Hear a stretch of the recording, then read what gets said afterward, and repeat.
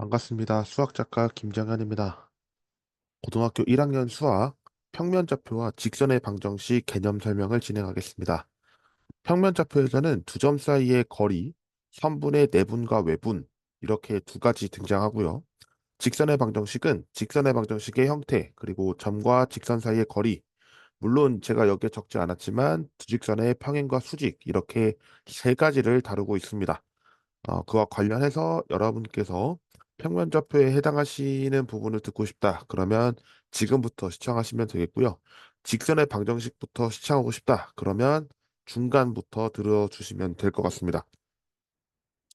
제가 링크가 되는지를 모르겠습니다. 그 구간마다 이렇게 어떤 부분에는 이제 평면좌표, 어떤 부분에는 직선의 방정식 뭐 이렇게 설명하는 게 있다고 하는데 그 기능을 써보지 않았어서 제가 좀 파악해보고 할 수 있다면 작성을 해보도록 하겠습니다.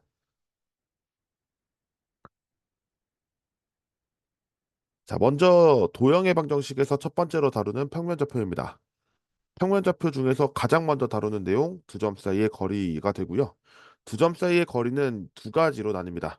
1차원에 해당하는 수직선에서 두 점 사이의 거리, 그리고 평면좌표에서 두 점 사이의 거리. 이거는 이제 2차원이 되겠습니다. 그래서 수직선에서는 어떻게 거리를 구하겠느냐라고 하면 이 부분은 초등학교 때도 여러분께서 간접적으로나마 느끼셨을 거고 중학교 때 절대값이라는 용어를 처음으로 배우면서 거리라는 용어를 쓰게 됩니다.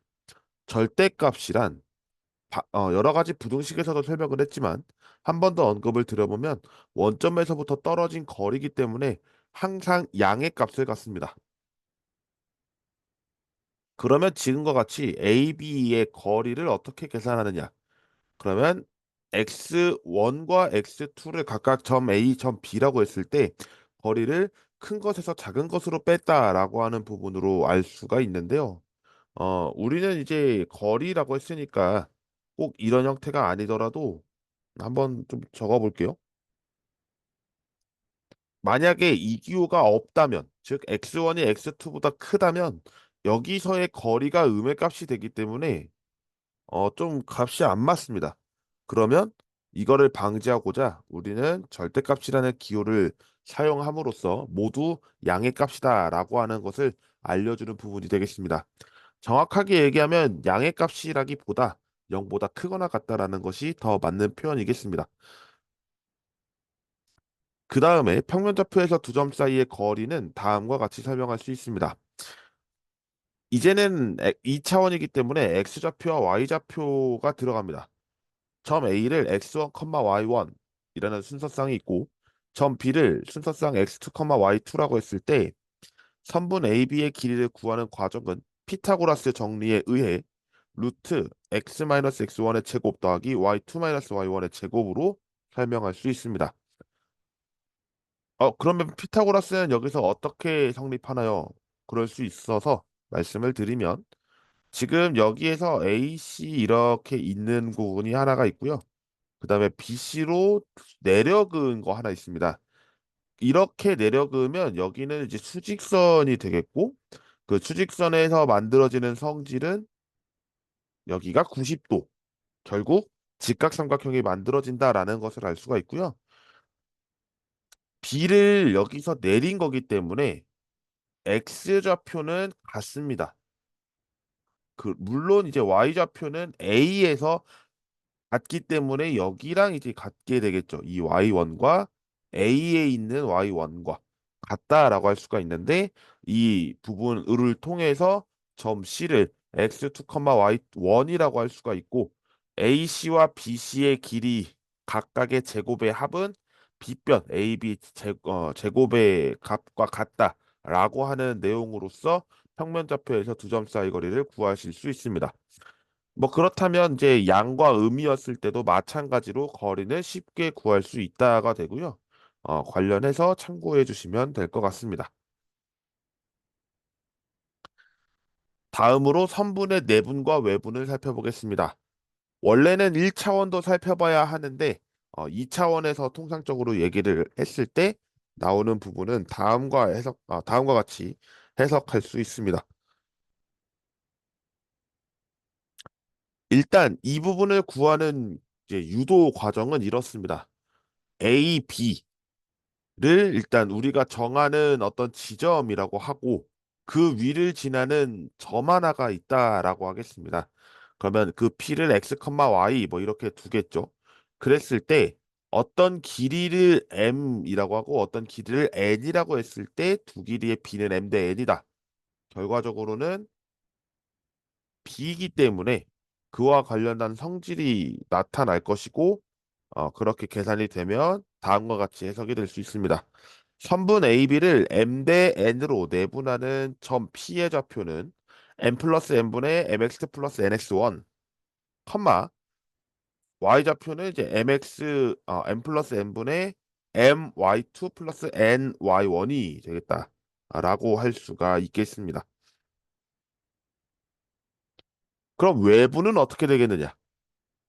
그럼 그 전에 살펴볼 게 하나 있습니다. 내부는 언제 일어나고 외부는 언제 일어나느냐?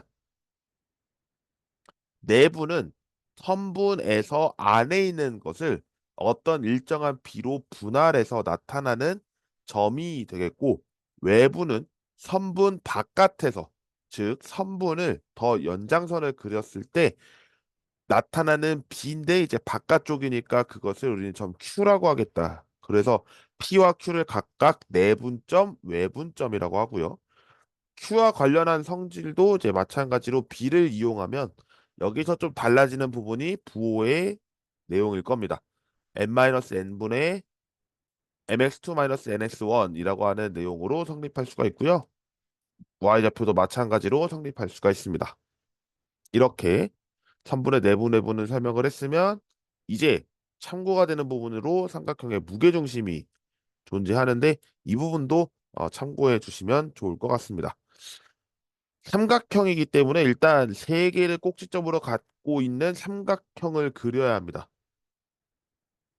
통상적으로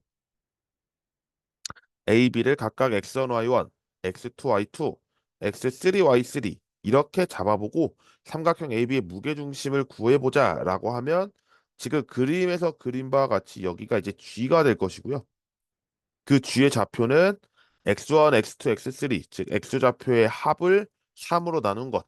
그 다음에 y1, y2, y3 Y좌표를 3으로 나눈 것. 이렇게 해서 계산이 된다는 것은 결론만 말씀드리겠습니다. 하지만 구하는 건 쉽습니다. 무게중심이기 때문에 꼭지점 A를 BC에 2등분을 하게 되는 선을 그리면 여기는 이제 1대1로 내분한다라는 표현으로 쓸 수 있고 좀 더 고급스러운 단어라고 할까요? 그렇게 쓰면 중점이 되겠죠.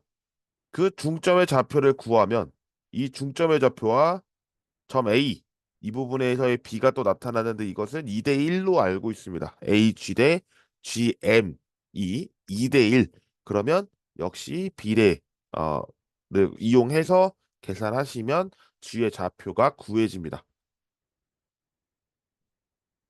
여기까지가 평면 좌표였습니다. 자, 그럼 직선의 방정식으로 넘어가겠습니다. 직선의 방정식은 이제 1차 함수와 직선의 방정식이 하나 있고요. 그 다음에 어, 평행과 수직, 그 다음에 죄송합니다. 점과 직선 사이의 거리 이렇게 나타나고 있습니다. 설명해 보죠. 먼저 우리는 직선이라고 했었을 때 대운함수가 뭐였지라고 생각을 하면 1차 함수였을 겁니다. 이 1차 함수는 이제 영어로 굳이 표현을 해보면 리니어 펑션이라고 얘기하는데요. 선형함수라고도 이야기를 합니다. 왜냐면 2차 이상은 곡선이 나타나고요. 뭐 당연하게도 1차만 우리가 정비례 반비례부터 시작을 했었을 때 직선의 형태를 갖고 있기 때문에 이 부분을 이제 1차 함수로 보고 선형함수라고도 이야기를 하며 직선의 방정식이다. 이제 이 부분으로 나타내게 될 겁니다. 일단 1차 함수의 가장 기본적인 플랫폼은 이제 y는 mx 플러스 n이라는 함수식이 되겠습니다. 이때 m은 기울기가 될 것이고 n은 y좌편이 될 텐데 해당 그래프는 현재 1, 2, 3, 4분면을 지나면서 y좌편이 위에 있고 x 값이 증가하면서 y 값도 증가하니까 기울기 값은 증가, 즉 0보다 크다라고 할 수 있는 그래프이자 함수입니다. 자, 근데 이제 여기서 두 가지의 내용을 단서를 줍니다. 두 가지 내용의 단서요. 첫 번째, 기울기를 주어지고요. 한 점을 지난다. 라고 했을 때 직선의 방정식은 어떻게 하겠느냐? 그러면 y는 mx 플러스 n이라고 하는 함수를 알고 있으니까 여기에 대입을 합니다. 왜냐하면 한 점 x1, y1을 지난다고 했기 때문에. 그러면 이것을 지났을 때 n이 공통이네요? 예, n을 지우면 뭔가 깔끔할 것 같아요. 그래서 빼봤습니다. 연립 방정식이죠. 그러면 y-y1이 m 곱하기 n, x-x1 이렇게 성립하는 부분을 알 수가 있습니다. 어떻게 보면 간단하죠. 그래서 이 부분도 어떻게 보면 이제 직선의 방정식 형태인데 이 y1이 넘어가면 이제 y는이라고 설명하고 있는 부분. 그다음에 뭐 이제 좀 이따가 설명을 하겠습니다만 직선의 방정식의 형태가 ax 플러스 by 플러스 c는 0 이렇게 써도 상관이 없습니다.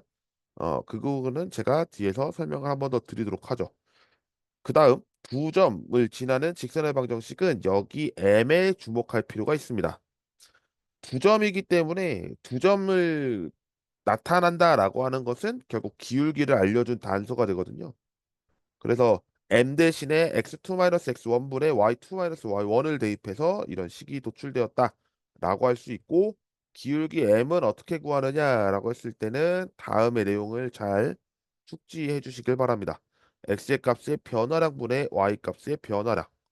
뭐 증가량이라고 해도 되겠습니다만 사실은 이제 변화가 어떻게 됐느냐, 즉 플러스이냐 마이너스냐 얘기할 수 있기 때문에 변화량이라고 작성을 했다는 점 참고를 부탁드립니다. 두 번째로 두 직선의 평행과 수직입니다.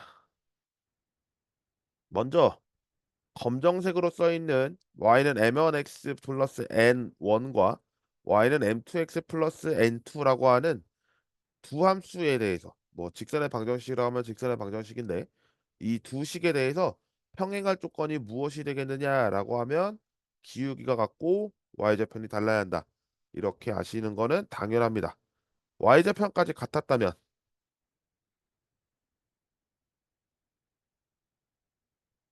그렇죠.